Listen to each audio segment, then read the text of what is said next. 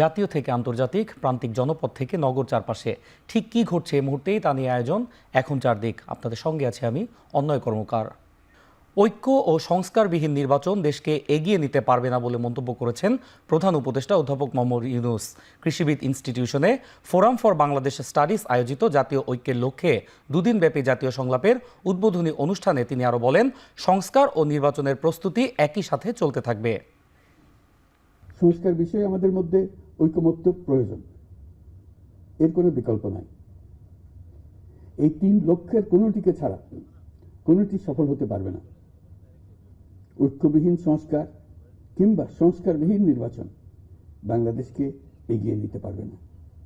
পাশাপাশি আমরা ভুলতে পারি না যে আমাদের ছাত্র জনতা অটুট সাহসে শিশু হত্যাকারী ও পৈশাচিক ঘাতকদের মোকাবেলা করেছে। মানবতার বিরুদ্ধে এমন নিষ্ঠুরতাকে অবশ্যই বিচারের মুখোমুখি করতে হবে। গুম খুন থেকে জুলাই গণহত্যার বিচারের চ্যালেঞ্জের বিষয়টি আপনারা আপনাদের সংলাপে অন্তর্ভুক্ত করেছেন, এতে আমি আশ্বস্ত হয়েছি। একই সংলাপে বিএনপি মহাসচিব মির্জা ফখরুল ইসলাম আলমগীর বলেন, জনগণকে বাদ দিয়ে যেমন কিছু করা যাবে না, তেমনি তাদের ওপর কোনো কিছু চাপিয়েও দেয়া যাবে না। বলেন, ন্যূনতম সংস্কারের পরেই নির্বাচন চায় বিএনপি। আর জামায়াতের সেক্রেটারি জেনারেল বলেন, সুষ্ঠু নির্বাচনের জন্য যথাযথ সংস্কারে সময় দিতে প্রস্তুত তারা। শুক্রবার সকালে রাজধানীর কৃষিবিদ ইনস্টিটিউটে ঐক্য, সংস্কার ও নির্বাচন শিরোনামে রাষ্ট্রের সকল অংশীজনদের নিয়ে সংলাপ আয়োজন করে ফোরাম ফর বাংলাদেশ স্টাডিজ। সংলাপে অংশ নিয়ে এসব মন্তব্য করেন তারা। এছাড়াও সংলাপে অংশ নিয়ে বিভিন্ন রাজনৈতিক দলের নেতা ও অংশীজনরা বলেন, দীর্ঘদিনের রাজনৈতিক অপসংস্কৃতি থেকে বের হয়ে গ্রহণযোগ্য নির্বাচন চায় মানুষ। পাশাপাশি কোনো মতাদর্শ দিয়ে বাংলাদেশ পুনরায় স্বৈরতন্ত্রে ফিরে যাবে না বলেও মন্তব্য তাদের। একটা নির্বাচন করার জন্য, গ্রহণযোগ্য নির্বাচন করার জন্য সেই সংস্কারটুকু করে আমরা নির্বাচনে যেতে চাই। জনগণকে বাদ দিয়ে কোনো কিছু করাই উপর থেকে আপনারা চাপিয়ে দিয়ে কোনো কিছু করা যাবে না। ফ্যাসিবাদ বিরোধী সংগ্রামকে বিতর্কিত করে দলের মধ্যে বিভেদ তৈরি হয়, আমরা যেন সে ব্যাপারে আরো গার্ডেড ল্যাঙ্গুয়েজে কথা বলি। অবিলম্বে সেই বিচার কার্য সম্পন্ন করা দরকার এবং সেটা আসন্ন নির্বাচনের পূর্বে বিচারের একটা পর্যায়ে যেন এই জাতি দেখতে পারে। নির্বাচনের জন্য যে সংস্কারগুলো মিনিমাম প্রয়োজন সেগুলো সম্পন্ন করতে সুযোগ দিতে হবে। ঐক্য, সংস্কার ও নির্বাচন সংলাপে যোগ দিয়ে সংবিধান সংস্কার কমিশন প্রধান ডক্টর আলী রিয়াজ, উপদেষ্টা আদিলুর রহমান সহ বক্তারা বলেন, চলমান সংস্কারে রাজনৈতিক ও প্রাতিষ্ঠানিক সংস্কার ছাড়া নির্বাচন হলে গণতান্ত্রিক আকাঙ্ক্ষা রক্ষা সম্ভব হবে না। এ সময় ঐক্যের সাথে ষড়যন্ত্র প্রতিহতের জন্য সবাইকে প্রস্তুত থাকার আহ্বান জানান তারা। প্রাতিষ্ঠানিক সংস্কারগুলোকে রক্ষা করার পথ পদ্ধতি তৈরি না করে সেই নির্বাচনের মধ্য দিয়ে সামগ্রিকভাবে গণতান্ত্রিক যে আকাঙ্ক্ষা, গণতান্ত্রিক প্রতিষ্ঠান যেগুলো, সেগুলো আপনি রক্ষা করতে পারবেন না। খালি ঐক্যের কথা বললাম কিন্তু প্রতিহতর জন্য তৈরি থাকলাম না, নিয়ন্ত্রণটা ছেড়ে দিবেন না।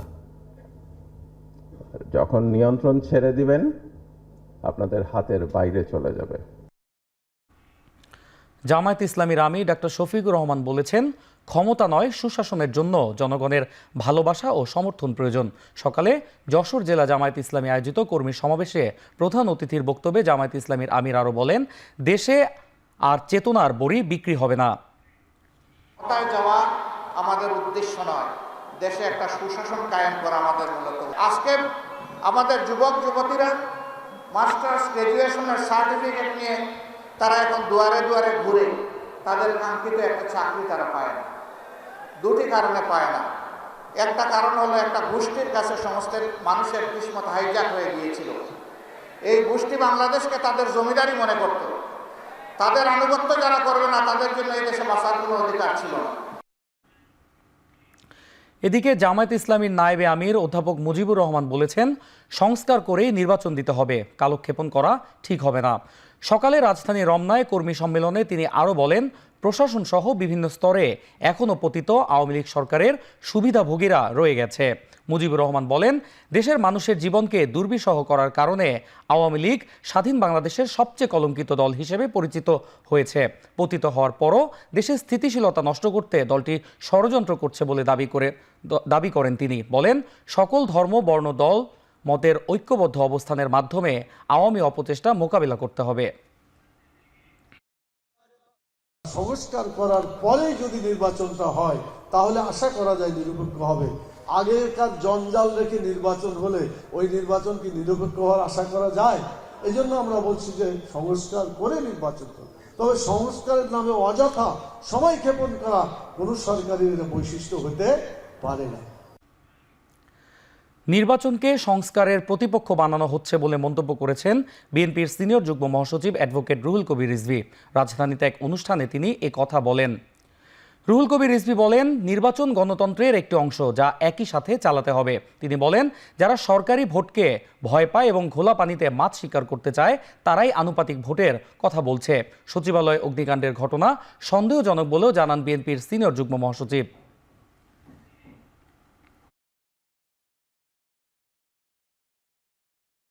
একটি অবাধ সুষ্ঠু নির্বাচনের মধ্যে দিয়ে জনগণ যাকেই ভোট দিবে তারা সেই সংস্কারের যে প্রস্তাবনাগুলো থাকবে সেটা তারা ইমপ্লিমেন্ট করবেন, বাস্তবায়ন করছেন। সেটা না করে আপনার প্রতিপক্ষ বানাচ্ছেন, আপনার নির্বাচনকে প্রতিপক্ষ বানাচ্ছেন সংস্কারের। মানে ব্যাপারটা হচ্ছে তারা এমন একটা কিছু করছেন যে গণতন্ত্রকে, নির্বাচনকে তাদেরকে এক জায়গায় রেস্ট নিতে হবে বা একটা ঘরে আটকে থাকতে হবে। দলীয় পর্যায়ে সুষ্ঠু গণতান্ত্রিক নির্বাচন উপহার দিতে যাচ্ছে এবি পার্টি। দলের কাউন্সিল নির্বাচন নিয়ে এমন কথা বলেছেন এবি পার্টির আহ্বায়ক আব্দুল ওহাব মিনার। শুক্রবার সকালে দলটির জাতীয় নির্বাহী পরিষদের নির্বাচন শুরু হয়। 315 জন কেন্দ্রীয় সদস্যের মধ্যে 21টি পদের বিপরীতে 60 জন প্রার্থী প্রতিদ্বন্দ্বিতা করছেন। বাংলাদেশের রাজনৈতিক অঙ্গনে এই নির্বাচনকে ইতিবাচক ঘটনা দাবি দলটির। দলটির কেন্দ্রীয় পর্যায়ের নেতৃবৃন্দ জানায়, মানুষের বাক স্বাধীনতা নিশ্চিত চায় এবি পার্টি। 2020 সালের 2 মে এবি পার্টি নতুন রাজনৈতিক দল হিসেবে আত্মপ্রকাশ করে। চলতি বছরের 19 আগস্ট দলটি নির্বাচন কমিশনের নিবন্ধন পায়। 222 সদস্য বিশিষ্ট কেন্দ্রীয় আহ্বায়ক কমিটির নেতৃত্বে এটি পরিচালিত হয়ে আসছিল।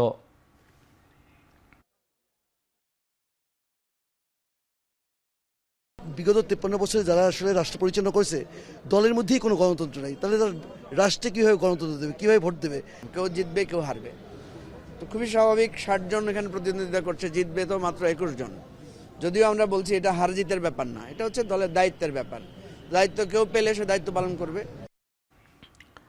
পদ্মা সেতুর মতো মেগা অবকাঠামোকে সামনে রেখেই আওয়ামী লীগ কয়েক মেয়াদে ক্ষমতা ধরে রেখেছিল বলে মন্তব্য করেছেন জাতীয় নাগরিক কমিটির মুখ্য সংগঠক সার্জিস আলম। বলেন, এসব প্রকল্প ঘিরেই চলেছে দুর্নীতি ও অর্থ পাচার।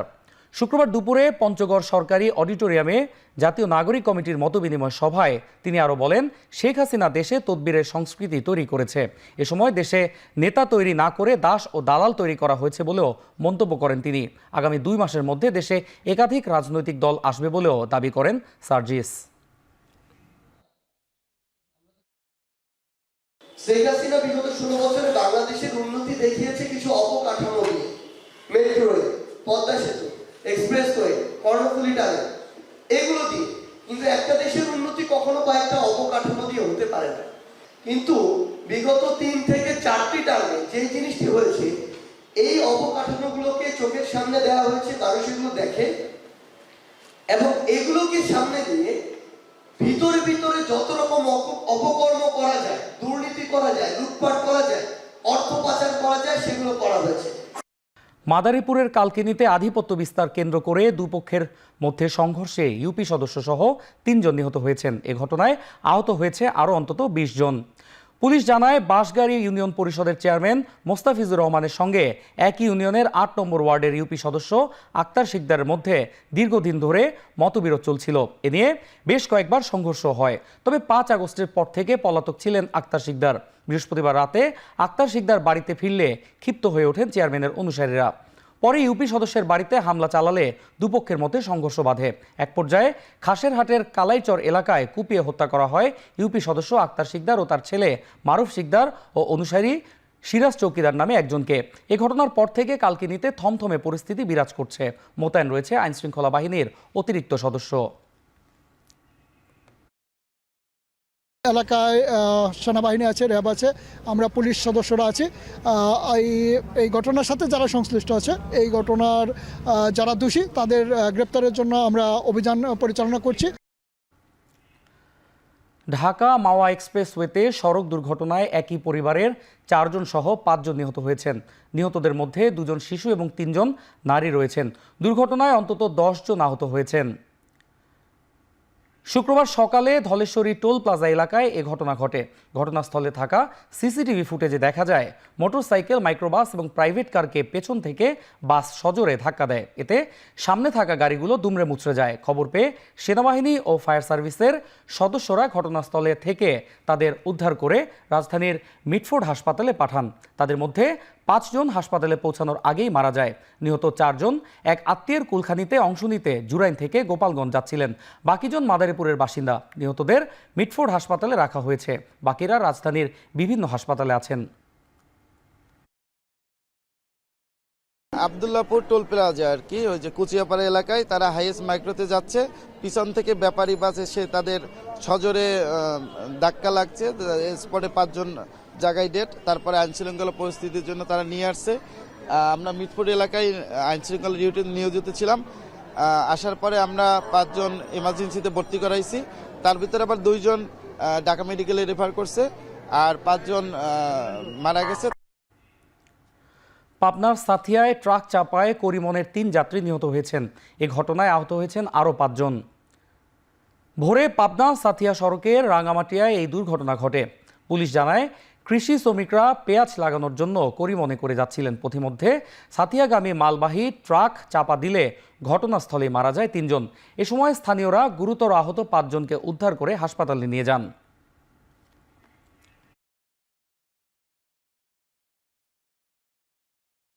সচিবালয়ে আগুনের ঘটনায় তদন্ত শুরু হয়েছে বলে জানিয়েছেন ফায়ার সার্ভিস অ্যান্ড সিভিল ডিফেন্সের মহাপরিচালক ব্রিগেডিয়ার জেনারেল মোহাম্মদ জাহেদ কামাল। সকালে সচিবালয়ে নতুন তদন্ত কমিটির বৈঠক শেষে বের হয়ে এ কথা জানান তিনি। আগুনের ঘটনা নাশকতা কিনা এমন প্রশ্নের জবাবে তিনি বলেন, এখনই মন্তব্য করার সময় হয়নি। এর আগে সকালে সচিবালয়ে প্রবেশ করেন তদন্ত কমিটির সদস্যরা। ভিতরে তারা বৈঠক করেছেন বলে জানা গেছে। বৃহস্পতিবার রাতে সচিবালয়ের 7 নম্বর ভবনের আগুনের ঘটনা তদন্তে নতুন করে 8 সদস্যের কমিটি গঠন করে সরকার। সেই সঙ্গে আগের 7 সদস্যের কমিটি বাতিল ঘোষণা করা হয়। বৃহস্পতিবার সন্ধ্যায় নতুন করে এই কমিটির সদস্যদের নাম ঘোষণা করা হয়। কমিটি আগামী 30 ডিসেম্বরের মধ্যে প্রাথমিক প্রতিবেদন এবং পরবর্তী 10 কার্যদিবসের মধ্যে পূর্ণাঙ্গ প্রতিবেদন প্রদান করবে। আমরা যেটা বলছি, আজকে আমরা তদন্তের টিমটা আমরা বসেছিলাম, জায়গাটা দেখেছি শেষ। জায়গায় মানে কোনো কিছু পেয়েছেন কিনা বা অন্য কোনো কিছু তদন্ত চলছে, এখন কোনো মন্তব্য করা। ভেতরের কি অবস্থা দেখলেন আপনারা? কালকে যেভাবে দেখেছেন ভিডিওতে ঠিক সেভাবে। খ্রিস্টীয় নববর্ষ ও 31st নাইটে আতশবাজি ও ফানুস পুড়িয়ে শব্দ ও বায়ু দূষণ রোধের দাবি জানিয়েছে পরিবেশবাদী সংগঠন ক্যাপস। শুক্রবার সকালে জাতীয় প্রেস ক্লাবে সংবাদ সম্মেলনে এ দাবি জানান তারা। এ সময় সংগঠনটির পক্ষ থেকে বলা হয়, নববর্ষ উদযাপনের সময় বায়ু ও শব্দ দূষণের মাত্রা উদ্বেগজনকভাবে বেড়ে যায়। আতশবাজি, পটকা ও ফানুস পোড়ানোর ফলে সৃষ্ট শব্দ দূষণ মানুষ, পরিবেশ ও প্রাণীকুলের ওপর নেতিবাচক প্রভাব ফেলে বলেও অভিযোগ করেন তারা। এ সময় বর্ষবরণে এসব কর্মকাণ্ডকে নিরুৎসাহিত করেন তারা। সংবাদ সম্মেলনে ঢাকার বিভিন্ন স্থানের বর্ষবরণ ঘিরে সৃষ্ট দূষণ পরিস্থিতির পরিসংখ্যান তুলে ধরা হয়।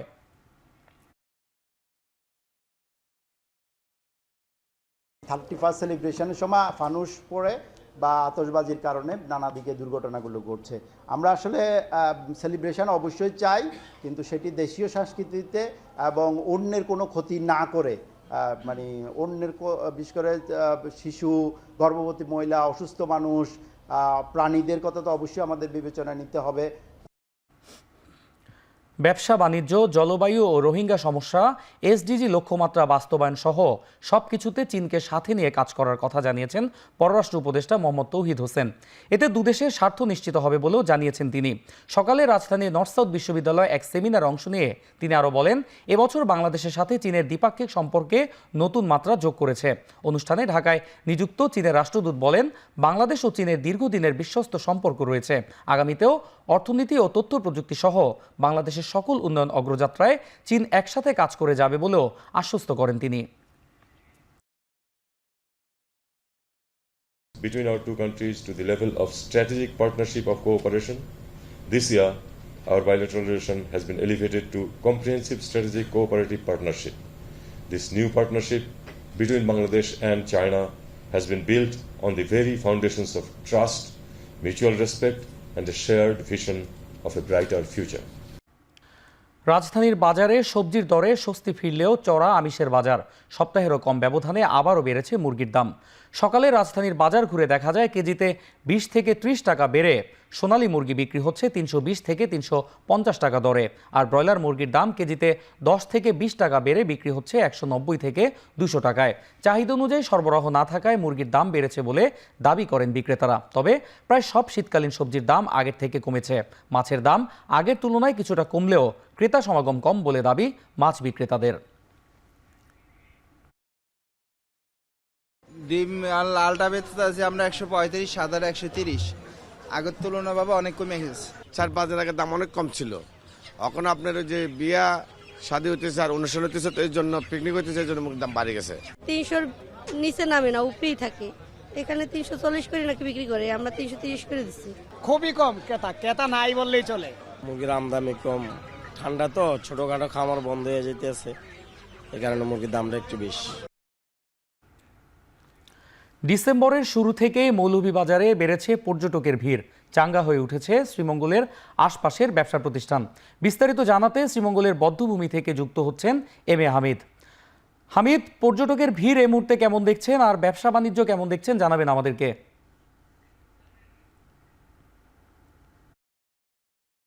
আমি এই মুহূর্তে দাঁড়িয়ে আছি শ্রীমঙ্গল উপজেলার বধ্যভূমি 71 এলাকায়। দেখতে পাচ্ছেন আমার পিছনে কিন্তু প্রচুর পরিমাণে ছড়িয়ে ছিটিয়ে পর্যটক রয়েছেন। এছাড়াও বধ্যভূমি 71 না লাওয়াচড়া জাতীয় উদ্যান, হামহাম জলপ্রপাত, মাধবকুণ্ড জলপ্রপাত, মাধবপুর লেক, হাইলাওয়ার, বাক্যা বিল সহ অন্যান্য যে হাওর বাওর গুলো আছে, সেই হাওর গুলো এবং চা বাগান গুলোতে বেশ পরিমাণে পর্যটক নামতে শুরু করেছে। অর্থাৎ ডিসেম্বরের শুরু থেকে এখন পর্যন্ত কিন্তু প্রত্যেকটি হোটেল রিসোর্ট বুকিং পরিপূর্ণ রয়েছে। আমি কথা বলেছি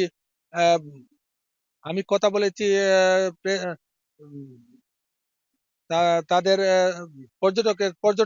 পর্যটকের সভাপতি সেলিম আহমদের সাথে। তিনি আমাকে জানিয়েছেন যে ডিসেম্বরের শুরু থেকে তাদের যে হোটেল রিসোর্ট গুলো রয়েছে সেগুলো পরিপূর্ণ রয়েছে। অর্থাৎ তারা এখন পর্যন্ত 20 থেকে 50% পর্যন্ত ছাড় দিচ্ছেন। এতে করে পর্যটকরা অন্যান্য বছরের তুলনায় এবছর বেশি ভাগ আসছে। এর কারণ হিসেবে আমি জানতে চাইছিলাম, তিনি জানিয়েছেন যে যেহেতু ভারতে ভিসা বন্ধ রয়েছে এবং মালদ্বীপে বা অন্যান্য জায়গায় যেতে হলে প্রচুর পরিমাণে টাকা খরচ করতে হয়, এই জন্য লোকজন ভারতে না গিয়ে বা অন্যান্য দেশে না গিয়ে এখন মৌলভীবাজার মুখী হচ্ছেন এবং মৌলভীবাজারের যে প্রাকৃতিক পাহাড়, জঙ্গল, হাওর বাওর, চা বাগান রয়েছে সেগুলো তারা ঘুরে দেখছেন। এবং এবছর যারা কখনো শ্রীমঙ্গল বা মৌলভীবাজারে আসেননি তারাও কিন্তু পরিবার নিয়ে মৌলভীবাজার বা শ্রীমঙ্গলে অবস্থান করছেন এবং হোটেল মিটলে অবস্থান করছেন। এই কারণে কিন্তু হোটেল ব্যবসা সহ রেস্টুরেন্ট ব্যবসা, গাড়ির ব্যবসা সহ যে অন্যান্য পর্যটন সংশ্লিষ্ট যে ব্যবসাগুলো রয়েছে সেগুলো চাঙ্গা হয়ে দাঁড়িয়েছে। আমি অনেক ব্যবসায়ীদের সাথে কথা বলেছি, তারা আমাকে জানিয়েছেন যে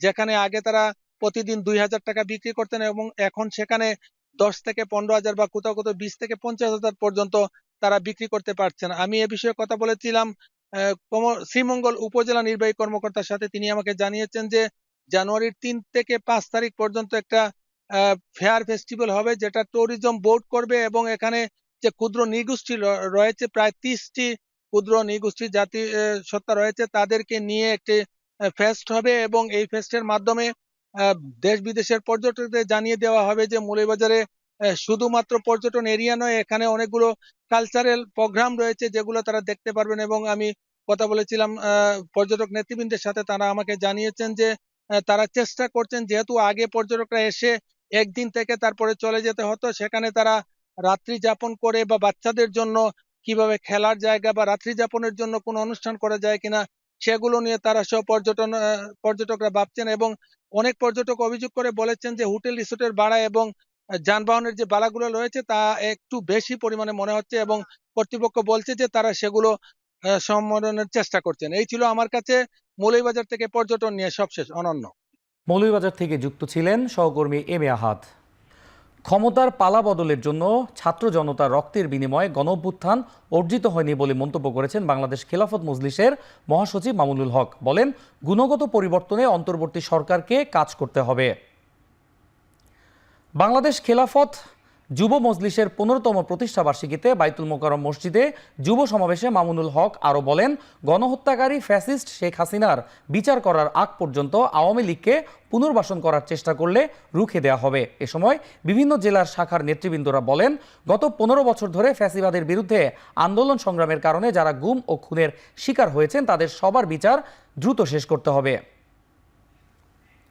শেখ হাসিনা, তার দোসর এবং তার দল আওয়ামী লীগের 50 বছরের রাজনীতি ছিল বাংলাদেশের মানুষকে বিভক্ত করা। 24-এর ছাত্র জনতা, এদেশের আপামর জনতা যে অভ্যুত্থান করেছে, এই অভ্যুত্থান কোন একটি রাজনৈতিক দলের ক্ষমতার মসনদ পরিবর্তন করার অভ্যুত্থান ছিল না। শুধুমাত্র ক্ষমতার পালাবদলের জন্য মীর মুগ্ধরা শাহাদাত বরণ করে নাই। একটি গুণগত পরিবর্তন চাই, এদেশের মানুষের অধিকার চাই, এদেশের মানুষকে তাদের কথাগুলো বলবার অধিকার দিতে হবে। শিক্ষা ব্যবস্থায় জাতি গঠনের আকাঙ্ক্ষা অনুপস্থিত রয়েছে বলে মন্তব্য করেছেন ইসলামী ছাত্র শিবিরের সভাপতি মঞ্জুরুল ইসলাম। সকালে জাতীয় প্রেস ক্লাবে সংগঠনের এক অনুষ্ঠানে তিনি একথা বলেন। শিক্ষা ব্যবস্থায় আমাদের জাতি গঠনের যে আকাঙ্ক্ষা পূরণ হওয়ার কথা ছিল সেটা অনুপস্থিত। কাজেই আমরা আমাদের জনশক্তিরা অন্তত জানার মাধ্যমে, পড়ার মাধ্যমে শিক্ষার ত্রুটি বুঝবে। শিক্ষা আন্দোলনে শহীদ আব্দুল মালিক ভাই যেভাবে ভূমিকা রেখেছিল, শিক্ষার আন্দোলনে আমাদের জনশক্তিরা ঠিক সেই ভূমিকা রাখবে। শ্রমিক নিয়োগে অস্থায়ী প্রথা এবং আউটসোর্সিং প্রথা বাতিলের জন্য সুপারিশ করবে শ্রম সংস্কার কমিশন। সকালে চট্টগ্রামের সার্কিট হাউসে ট্রেড ইউনিয়নে মতবিনিময় সভায় কমিশনের প্রধান সৈয়দ সুলতান উদ্দিন আহমেদ এ কথা বলেন। এ সময় শ্রমিক নেতারা কর্মঘণ্টা ও বেতন বৈষম্য, মাতৃত্বকালীন ছুটি, বোনাস এবং ইনক্রিমেন্টের ক্ষেত্রে বৈষম্য ও প্রতিনিয়ত চাকরিচ্যুতি সহ বিভিন্ন দুর্দশার কথা তুলে ধরেন। শ্রম আইন সংশোধন, শ্রম আদালতকে কার্যকর করার পাশাপাশি জুলাই বিপ্লবে আহত শ্রমিকদের রাষ্ট্রীয়ভাবে ক্ষতিপূরণ দেওয়ার দাবি জানান শ্রমিক নেতারা। সব মিলিয়ে শ্রম সংস্কার কমিশন এমন একটি সুপারিশ পেশ করতে চায় যেটি বাংলাদেশের সকল অঞ্চলের একটা সুষম উন্নয়ন নিশ্চিত করবে, সকল শ্রমিকদের অধিকার অংশগ্রহণ নিশ্চিত করবে এবং সেখানে যেন সবাই তার মৌলিক অধিকারগুলো নিশ্চিত করতে পারে, তার যে কল্যাণ, তার এবং তার পরিবারের কল্যাণগুলো নিশ্চিত করতে পারে। দেশের শিক্ষা, চিকিৎসা, প্রযুক্তি সহ একাধিক উন্নয়ন প্রকল্পের জন্য $1 বিলিয়ন বিনিয়োগ করতে চায় বিলিয়ন ফর বাংলাদেশ, যার জন্য বিশ্বব্যাপী ছড়িয়ে থাকা প্রবাসীরা $1 বিলিয়ন তহবিল সংগ্রহ করবে আগামী 1 বছর। রাজধানীর এক হোটেলে প্রবাসীদের নিয়ে পরিচিতি পর্বের আয়োজন করে বিলিয়ন ফর বাংলাদেশ, যেখানে কিভাবে এই তহবিল সংগ্রহ করা হবে আর কোন কোন খাতে তা বিনিয়োগ করা হবে তা তুলে ধরেন বিএফবির উদ্যোক্তারা। বিভিন্ন দেশে থাকা প্রবাসীরা এই পরিচিতি পর্বে অংশগ্রহণ করেন। বিশ্বের বিভিন্ন বড় বড় প্রতিষ্ঠানে গুরুত্বপূর্ণ দায়িত্ব পালন করছেন বাংলাদেশিরা, এমনকি বিভিন্ন গবেষণায়ও প্রবাসীদের সাফল্য অনেক। তাদের এক করে দেশের জন্য বৃহৎ কিছু করার পরিকল্পনা করছে বিলিয়ন ফর বাংলাদেশ।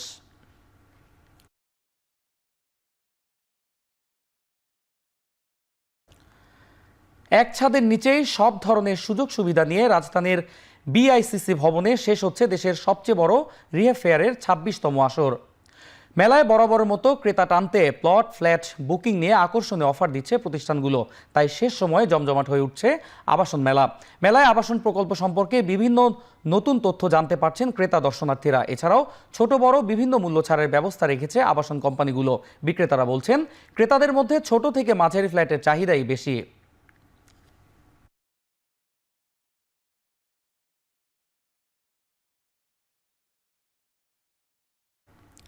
সিলেটে বিপুল উৎসাহ উদ্দীপনার মধ্য দিয়ে অনুষ্ঠিত হলো ইস্পাহানী মির্জাপুর বাংলাবিদ প্রতিযোগিতার 6ষ্ঠ পর্ব।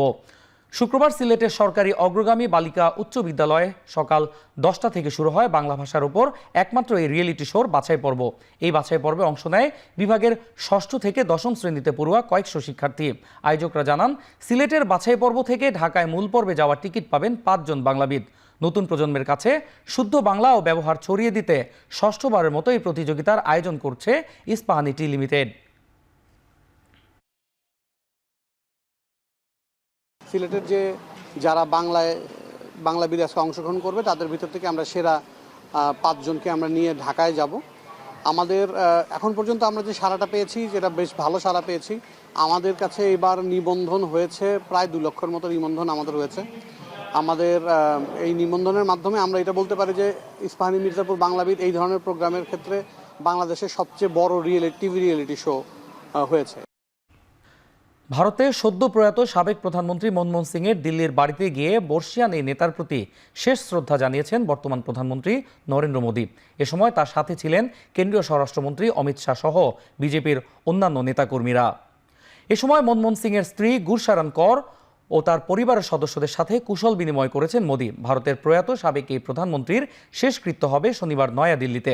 তার মৃত্যুতে 7 দিনের রাষ্ট্রীয় শোক ঘোষণা করা হয়েছে। এর আগে বৃহস্পতিবার সাবেক প্রধানমন্ত্রীর মৃত্যুর খবর আসার পর এক্স বার্তায় মোদী জানান, মনমোহন সিং অত্যন্ত বিনয়ী ছিলেন। ভারতের অর্থনৈতিক অগ্রগতি ও নীতিগত জায়গায় মনমোহন সিং ইতিবাচক ছাপ রাখতে পেরেছেন বলেও দাবি করেন নরেন্দ্র মোদী। মনমোহন সিংয়ের মৃত্যুতে শোক প্রকাশ করেছেন দেশটির কেন্দ্রীয় স্বরাষ্ট্রমন্ত্রী অমিত শাহ। এক্স বার্তায় অমিত শাহ বলেন, আরবিআই গভর্নর থেকে অর্থমন্ত্রী এবং সেখান থেকে প্রধানমন্ত্রী হওয়া, পুরোটা সময় জুড়ে দারুণ নেতৃত্ব দিয়েছেন বর্ষিয়ান এই নেতা। শোক জানিয়েছেন কংগ্রেস সভাপতি মল্লিকার্জুন খার্গেও। আর কংগ্রেস নেতা রাহুল গান্ধী বলেছেন, একজন পথ প্রদর্শক ও পরামর্শদাতাকে হারালেন তিনি। জাহাজ থেকে অপরিশোধিত তেল সাগরে ছড়িয়ে পড়ায় পেরুর উত্তর উপকূল জুড়ে জরুরি অবস্থা জারি করেছে সরকার। প্রশান্ত মহাসাগরের নিকটবর্তী ওই বিশেষ এলাকাটিতে মারাত্মক পরিবেশ বিপর্যয়ের আশঙ্কা সৃষ্টি হওয়ায় বৃহস্পতিবার এই সিদ্ধান্ত নেওয়া হয়। এর আগে গেল 21 ডিসেম্বর পেরুর উত্তরাঞ্চল তালারা তেল পরিশোধনাগারে একটি শিপমেন্টের সময় এই জাহাজ থেকে তেল সাগরে পড়ে যায়। প্রশান্ত মহাসাগরের কতখানি এলাকা জুড়ে তেল ছড়িয়ে আছে তা নিশ্চিত করেনি সরকার। দেশটির পরিবেশবাদী সংস্থা OIFA জানায়, প্রাথমিক ধারণা অনুসারে এরই মধ্যে সাগরের উপরিভাগের প্রায় 10,000 বর্গ কিলোমিটার এলাকা জুড়ে এই তেল ছড়িয়ে পড়েছে। পেরুর পরিবেশ মন্ত্রণালয় জানাচ্ছে, 7টি সমুদ্র সৈকত ছাড়াও উপকূলের প্রাণীদের ওপর এর বিরূপ প্রভাব পড়তে শুরু করেছে।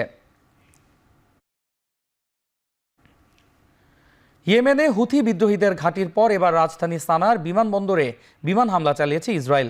আল জাজিরা বলছে, হামলার সময় বিমানবন্দরে বিশ্ব স্বাস্থ্য সংস্থার প্রধান তেদ্রোস আধানম গ্যাব্রিয়েসুস উপস্থিত ছিলেন।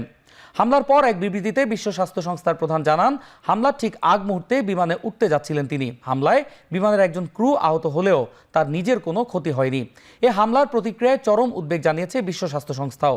এদিন বিমানবন্দরে হামলার পর প্রকাশিত ভিডিওতে যাত্রীদের ছোটাছুটি করতে দেখা গেছে।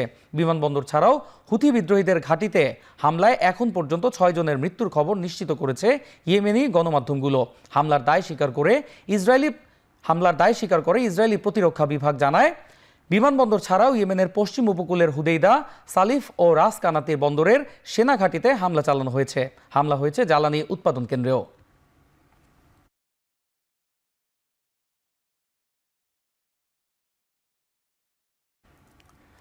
জাপানের দ্বিতীয় বৃহত্তম এয়ারলাইন্স সাইবার হামলার শিকার হওয়ার পর পর্যটন মৌসুমেও অনেক ফ্লাইট বিলম্ব আর বাতিল হয়েছে।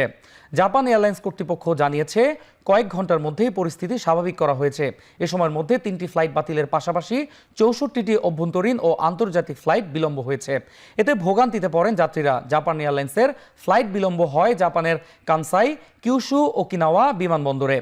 অল নিপ্পন এয়ারওয়েজের পর দেশটির বৃহত্তম বিমানে ভ্রমণ সেবাদাতা প্রতিষ্ঠান জাপান এয়ারলাইন্স। এই ঘটনার পর প্রতিষ্ঠানটির শেয়ারের দর 2.5% কমে যায়। প্রেসিডেন্ট ইউন সুক ইউলের পর এবার তোপের মুখে ভারপ্রাপ্ত প্রেসিডেন্ট হান ডাক-সু। এবার হান ডাক-সুর অভিশংসনের জন্য ভোটাভুটি হয়েছে দক্ষিণ কোরিয়ার পার্লামেন্টে। 300 ভোটের মধ্যে তার অভিশংসনের জন্য ভোট পড়েছে 192টি। যদিও এই ভোটকে অবৈধ ঘোষণা করে পার্লামেন্টেই বিক্ষোভ করেছেন ক্ষমতাসীন পিপলস পাওয়ার পার্টির সদস্যরা। দেশে হঠাৎ করে মার্শাল ল জারির পর গেল 14 ডিসেম্বর ইউন সুক ইউলের অভিশংসনের জন্য ভোটাভুটি হয়। এরপর থেকে ভারপ্রাপ্ত প্রেসিডেন্টের দায়িত্ব পালন করে আসছিলেন হান ডাক-সু। বৃহস্পতিবার তার অভিশংসনের জন্য ভোটাভুটির দাবি তোলে বিরোধী দল ডেমোক্রেটিক পার্টি। এদিকে দক্ষিণ কোরিয়ার সাংবিধানিক আদালত জানায়, প্রেসিডেন্ট ইউন সুক ইউলের অভিশংসনের প্রক্রিয়া গুরুত্বের সঙ্গে দেখবে তারা।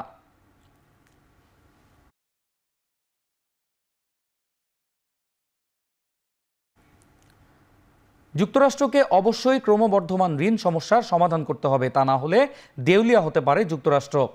এমন বিস্ফোরক মন্তব্য করেছেন বিলিয়নিয়ার ইলন মাস্ক। তিনি বলেন, এখনই ঋণ নিয়ন্ত্রণে আনা না গেলে দেউলিয়া হয়ে যেতে পারে দেশ।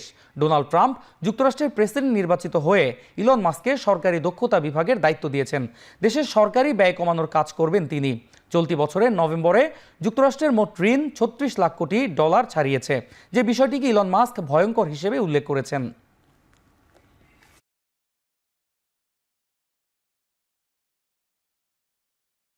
শেষ করছি এখন চারদিক। এখন টেলিভিশন ওয়েবসাইটে দেখতে ভিজিট করুন www.ekon.tv, ফেসবুকে দেখতে ভিজিট করুন facebook.com/tv.ekon, এছাড়া ইউটিউবে দেখতে ভিজিট করুন youtube.com/c/ekontv।